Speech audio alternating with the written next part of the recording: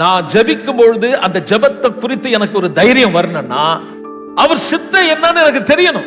அப்ப இயேசுநாதருடைய ஜெபத்துல பாத்தீங்கன்னா, நான் எடுத்துக்காட்டினேன், ஒன்று கூட அவர் சித்தமா எதுவுமே செய்யல. எப்பவுமே அவர் என்ன விரும்புறாரோ, அது என்ன சித்தமோ அதை அறிந்து அவர் ஜெபம். அப்போ முதல் பிரேயர், பிகினிங் பிரேயர், ஆரம்பத்துல முதல் சபை செய்த ஜெபத்தை பாத்தீங்கன்னா, ஜெபித்தாங்க, பதில் வந்தது. But those people were surprised, ஆச்சரியப்பட்டாங்க. ஆனா இப்போ யோவான் சொல்றாரு, எங்களுக்கு இப்ப சர்ப்ரைஸ் கிடையாது, எனக்கு தைரியம் இருக்குது, எனக்கு அது ஆச்சரியமா இருக்கிறது இல்ல, எனக்கு தைரியம் இருக்குது. ஏனென்றால் எதையாகிலும் ஒரு சித்தத்தின்படி நான் ஜெபித்தால் அவர் எனக்கு கண்டிப்பா எனக்கு செவி கொடுக்கிறாரு. எல்லாம் சொல்லுங்க. சில பேர் சொல்லுங்க, ஆண்டவரே எப்படியாவது கேளுங்கயா, ஆண்டவரே செவி சாய்த்து கேட்க மாட்டீரா, அடியேனுக்கு எப்படியாவது கொஞ்சம் கேட்க மாட்டீரா. ஏன்னா உங்களுக்கு தெரியல சித்தம் இதுதானா.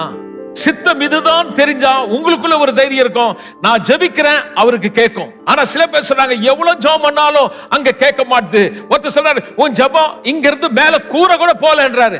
ஆமா, போவாது. காரணம் என்னவென்றால், it is all just because your own effort, உன் முயற்சி, மாம்ச முயற்சி.